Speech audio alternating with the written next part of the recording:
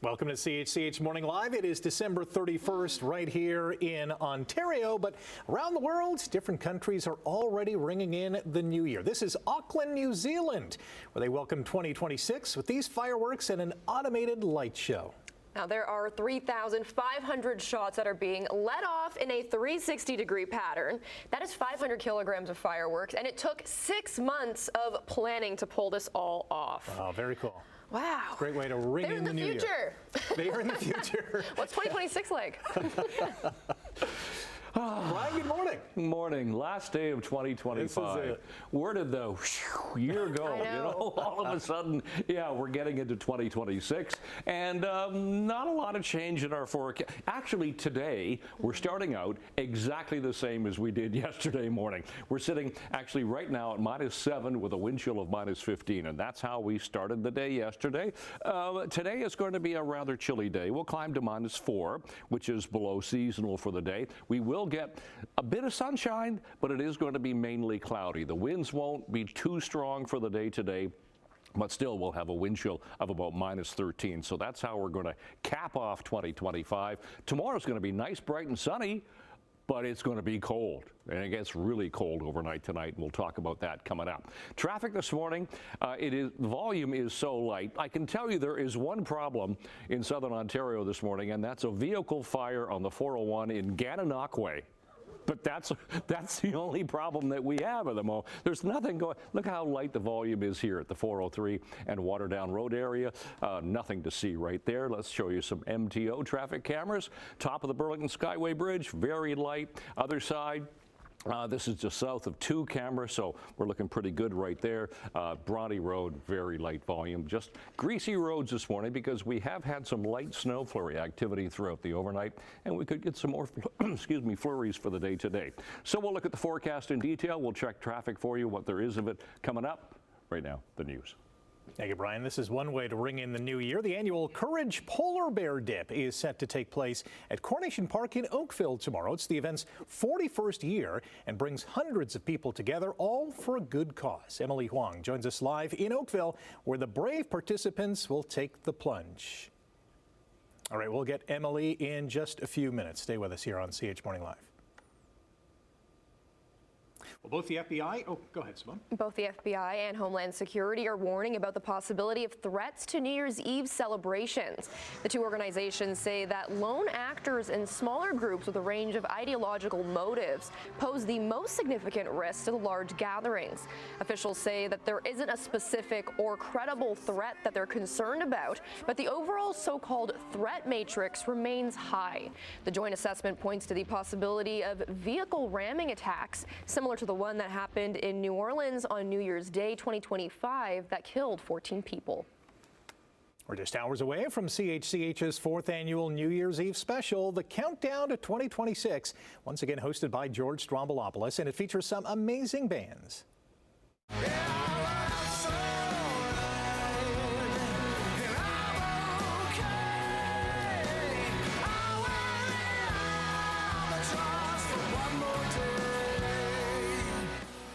Tune in tonight at 10 p.m. for an unforgettable night of music and celebration featuring live performances from Canadian rock legends Sloan and Big Wreck. As always, it's filmed in front of a live studio audience, and this 2.5-hour party will lead right into a uniquely Canadian countdown to midnight. Can't make it? Don't worry about it. You can stream it nationwide on chch.com, Parrot TV, YouTube, and Check Plus.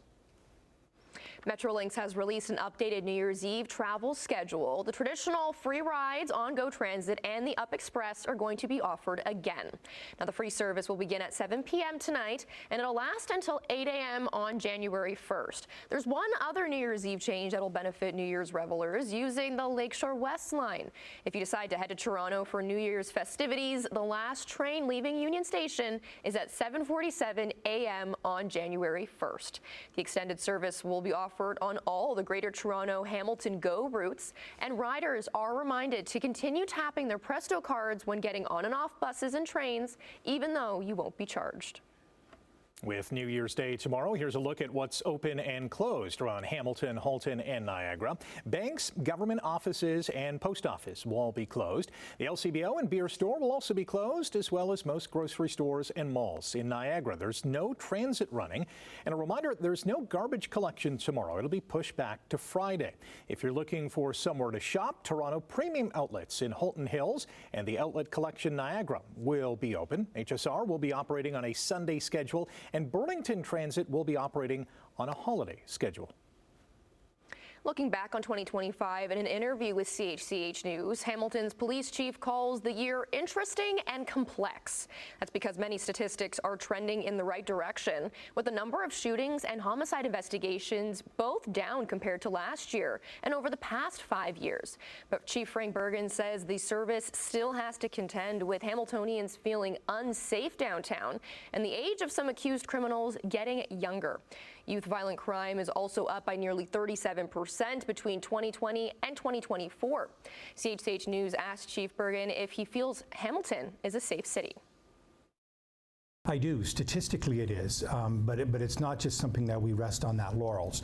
It is something that we have to address some emerging trends that we're seeing: distraction thefts, youth violence. Youth violence and the youth crime is increasing. The prevalence of youth now having the availability of weapons. I've heard it recently coined as being their foot soldiers for organized crime. You can watch the full story, including a look ahead to 2026, tonight on the evening news. And after that, the full interview with the chief will be on our website at chch.com.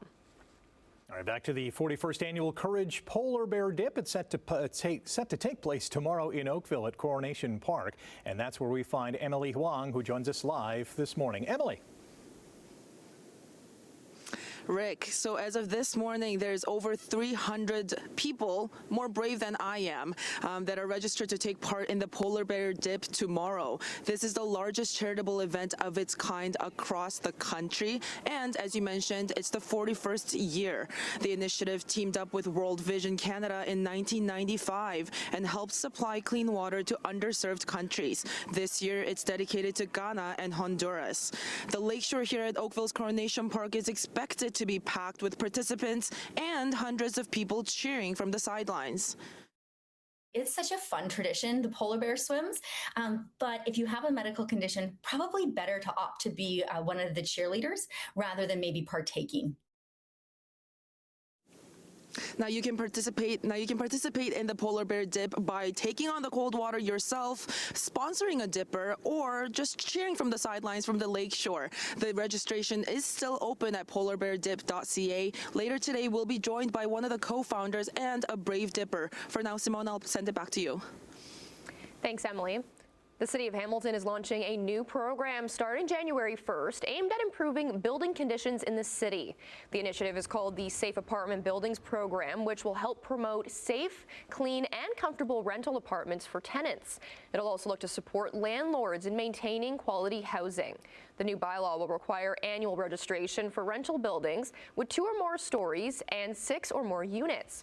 It'll include building evaluations and support tenant requests in a timely fashion. Sportsline, no Austin Matthews, no William Nylander, no problem for the Maple Leafs. 30 seconds remaining. Second unit comes on. Robertson gains the zone. In for Waugh. He's checked by Siegenthaler. Held in by Robertson. Bobby McMahon scores! Playing their 3rd game in 4 nights since the Christmas break, and without their 2 best players, Toronto silenced the Devils 4-0 last night. Bobby McMahon opened the scoring in the first period with his 4th goal in 6 games. Joseph Woll turned aside all 33 shots he faced for his first shutout since November 20th of last year. Nick Waugh, Kelly Yarncroke, and Matthew Nyes rounded out the scoring for the Leafs, who ends 2025 at 18, 15, and 6, 3 points out of a wildcard spot. What a comeback by the Habs. Montreal rallied from a 2-0 deficit in the last 4.5 minutes of regulation to stun the Panthers 3-2 in overtime. Nick Suzuki tied the game with 82 seconds to play, then scored the winner on the power play in OT. Cole Caulfield worked his magic, scoring one of the goals of the year to get the Canadiens come back going. Montreal is 6-1-3 in their last 10 games. They're 1 point out of first place in the Atlantic Division. Elsewhere, the Flyers doubled the Canucks 6-3, and head coach Rick Tocchet's first game back in Vancouver. Kendall Coyne-Schofield scored 2 goals, and Nicole Hensley made 31 saves to lead the Minnesota Frost past the Toronto Scepters 5-1. Darryl Watts had the lone goal for Toronto before the Frost scored 5 unanswered goals. Scepters will play Seattle at Hamilton's TD Coliseum this Saturday at 2 p.m. as part of the league's takeover tour. Lucas Ambrosio snapped a 2-2 tie with 48 seconds to play in the third period as the Erie Otters upset the Brantford Bulldogs 3-2. Luca Testa scored both goals for Brantford, who were down 2-0 just 4.5 minutes into the contest. The two teams will meet again tonight, only this time in Erie. Elsewhere tonight, Niagara hosts Oshawa. At the World Juniors in Minnesota, first place in Group B is up for grabs tonight when Canada takes on Finland. The Canadians have 2 wins in regulation and another in overtime, while Finland has 2 regulation wins and an overtime loss. That means the winner tonight, regardless of whether it's in regulation, overtime, or a shootout, will claim the top spot in the group and play the 4th place team in Group A. That's either Slovakia or Switzerland. Good news, bad news for the Denver Nuggets. The bad news is that star player Nikola Jokic suffered a left knee injury on Monday night against Miami. The good news is he's going to miss only 4 weeks instead of a few months after the 3-time NBA MVP was diagnosed with a hyperextended knee. Patriots receiver Stephon Diggs facing strangulation and assault charges in connection with a dispute with his former private chef. The woman says she's owed a month's worth of salary, and when she asked for it, she claims that Diggs became violent. His lawyer said in a statement that Diggs, quote, categorically denies these allegations. Former Hamilton Tiger Cats quarterback Matthew Schultz has announced his retirement from the Canadian Football League. The 33-year-old dressed in over 106 games, over 8 seasons with Hamilton, Montreal, Calgary, and Ottawa. He threw 22 touchdowns and rushed for 6 more. Ticats have signed a couple of Americans, linebacker Craig Young and defensive lineman Caden Willard. Young bounced around the NFL over the last couple of seasons. Willard spent time on Hamilton's practice roster this year. Okay, 6:12 already, last day of the year. Do you have it in you to do it one more time this year? Let's do it if we have to. Let's get into traffic first of all. 403 and Waterdown Road once again. Nothing to see. The volume is light. I'm noticing some flurries in the light standard there. We're getting some flurries outside our studios at the moment, so nothing there. MTOs, QEW Niagara Street, St. Catharines, fine. Top of the Skyway, we'll flip way ahead to the 403 junction. So Toronto-bound lanes coming towards us out of Hamilton toward Brant Street, nothing. Ford plant looks good. Same with Cooksville Creek, so not a lot going on in the Horseshoe at the moment. Okay, let's get to our temperature right now.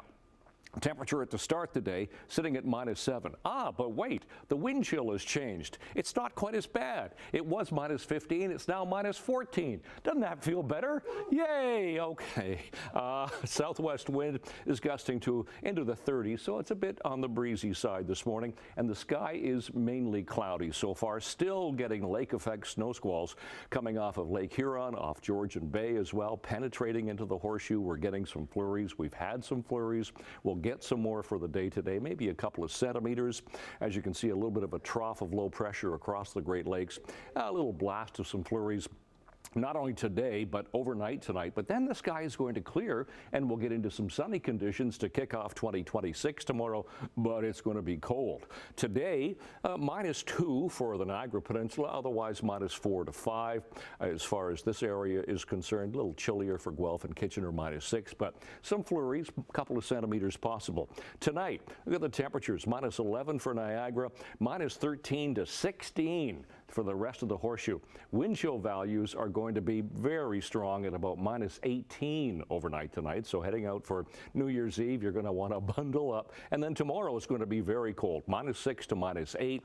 That's all we'll get. But at least we'll get some nice bright sunshine. So it'll be a nice bright start to the 2026 year. So as we get into the last day of the year here, 2025, we're looking at mostly cloudy skies. The winds have picked up a bit, and the temperature right now, -7, wind chill -14. And of course, we'll check the long-range forecast coming up. Simone, Rick. Thanks, Brian. Coming up after the break, we're going to look at some business news, including how much money Disney will have to fork over for contravening an important online requirement. 6:16 on your Wednesday morning. Let's check out the North American markets. The Canadian dollar lost 6 basis points to close at 73 cents even. Gold up $17.10 an ounce. Crude oil lost 10 cents a barrel. Over in Europe, the FTSE down 3 points in London on a half day of trading. In Germany, the DAX closed for New Year's Eve. And in Paris, it finished down 38 points. In Asian markets, they were mostly closed, the exception being the Hang Seng, which had a half of trading and finished 2025 down 224 points. The Shanghai Composite was also trading today. It finished up 4 points. Now, the so-called Santa Claus rally has been a bust this week, with markets trending down in Toronto. The S&P TSX lost 30 points. In New York, the Dow Jones gave back 95, and the Nasdaq dropped 55 points. Lululemon Athletica says it's business as usual in its proxy battle with company founder Chip Wilson. The company sent a letter to its senior leadership team outlining how its current strategy will be unchanged for now. The letter also filed with the U.S. securities regulator. Lululemon's chief financial officer told the team that comments from Wilson will not change any priorities or focus. Wilson wants to put 3 new directors on the company board in time for an upcoming shareholder vote. He has also accused the company of failing to have a clear succession strategy now that CEO Calvin McDonald is leaving the company. The U.S. Department of Justice has reaffirmed a $10 million fine levied on the Walt Disney Company by the Federal Trade Commission. The commission says Disney violated the Children's Online Privacy Act when it failed to properly label a video uploaded to YouTube as made for kids. As a result, it allowed for the collection of data from children under 13 without parental consent. The DOJ has also told Disney to create a program that'll ensure compliance on the Privacy Act. A new survey from KPMG shows 72% of Canadians are concerned new vehicle prices will rise as a result of the new and evolving trade practices by the United States. The fear is mostly driven by what will happen if Canada's auto industry loses protection under the Canada-US-Mexico trade agreement. Tariffs levied by the United States are also a key factor. The survey shows around 23% of Canadians fear those tariffs have already priced them out of the market. Trade talks between Canada and the U.S. are expected to begin sometime in January. Tomorrow is not only the start of a new year, it's also the start of new tariffs from Mexico targeting Asian countries. The move helps Mexico reflect the significant tariffs the U.S. has placed on Chinese imports. Mexico's tariffs will be raised up to 35% on China, India, South Korea, Thailand, and Indonesia. The tariffs will apply to thousands of goods like cars, auto parts, textiles, clothing, plastics, and steel. Mexican President Claudia Sheinbaum says the tariffs should help bolster domestic production and address trade imbalances. All right, we're going to take a quick break. Brian is going to return with a traffic update and your 7-day weather forecast. Stay with us. 6:23, there it goes on the button here on this, last day of the year already, Wednesday, the 31st of December for 2025. We'll check into our MTO traffic cameras. QEW Ontario Street, that's doing fine, so there's no problems in the Niagara Peninsula in the moment. South of 2, so you're coming off the Skyway Bridge. Look how greasy the roads look. We've got some light flurry activity at the moment. We've had some flurries throughout the overnight. We're continuing to get those on and off throughout the morning and this afternoon as well. QEW at Bronte, Toronto-bound lanes towards us on that shot. Same here at Erin Mills Parkway. And we'll dip into the 403. That's the 403 just west of Mavis. The problems that we have this morning still are the snow squalls coming off of Lake Huron. So if you're driving towards Lake Huron, north toward Georgian Bay, or even west towards London, be really careful because those snow squalls can hit and those roads get really slippery and snow covered. So be very careful. Check our temperature right now. Hamilton, we're sitting at -7. So if you're doing that with the day off and the TV, look at this. What a great way to start the last day of the year. -7 though feels like -14 at the moment. -6 Mississauga, -5 Grimsby, -4 into Toronto. So we'll talk about seasonal temperatures for this time of year. -1 for the daytime high. We got to about -5 to -4 yesterday, so a little on the chilly side. will be below seasonal again today. -9 now for the overnight low. Those are our sun times and our records for today, the last day of the year. Some flurries are possible. Speaking of flurries, I've been noticing them in our cameras, so be really careful because the stopping distances change as you get precipitation. You go from dry to wet to snow to ice, and those stopping distances increase, so be really careful. Even though the roads might not be covered in snow, with those flurries, that we can get some slippery conditions. So today, -4, couple of centimeters are possible for the day. Bit of sunshine on and off would be nice. But look at tonight's overnight low for New Year's Eve, -13. Factor in the winds, it'll feel like -18, and the skies will clear, and that's going to set us up for a nice, bright, sunny New Year's Day. Sunshine, but cold, -8 with a wind chill of -15. And then we get back into clouds. Flurries for Friday into Saturday, both days temperatures -4. Temperatures then start to moderate by Sunday, cloudy and -2. Plus side, hey, we get to the plus side for one day, +1 in flurries, and then -2 again for Tuesday. That's your forecast. Simone, Rick. Thanks, Brian. We all have different traditions to ring in the new year. This is something unique and for many new as well. If you time the Phil Collins song in the air tonight, the famous drum solo will play you into 2026.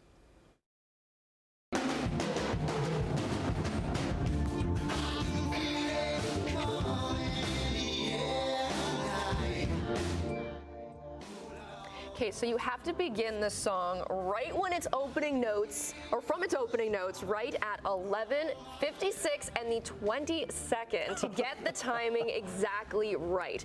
Now, it's a fun way to ring in the new year, and you can also introduce Phil Collins to a newer and younger audience. Are you going to do this? Well, you know, getting the minute is easy. Getting the seconds is hard. That's going to be tough. Right? Like, how do you do 20 seconds? Like, yeah. It has to be lined up just right, but maybe we can have that playing in the background tonight at the CH party. Maybe Big Wreck or Sloan can do their own rendition of In the Air Tonight. That'd be fantastic. Yeah. That'd be fun. But I feel like there's other things like that where people they have like the timer that people start right before the clock strikes 12. That's true. So that's true.